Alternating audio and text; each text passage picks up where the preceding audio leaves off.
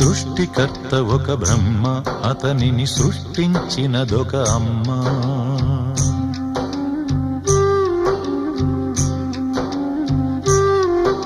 సృష్టికర్త ఒక బ్రహ్మ, అతనిని సృష్టించినదొక అమ్మ.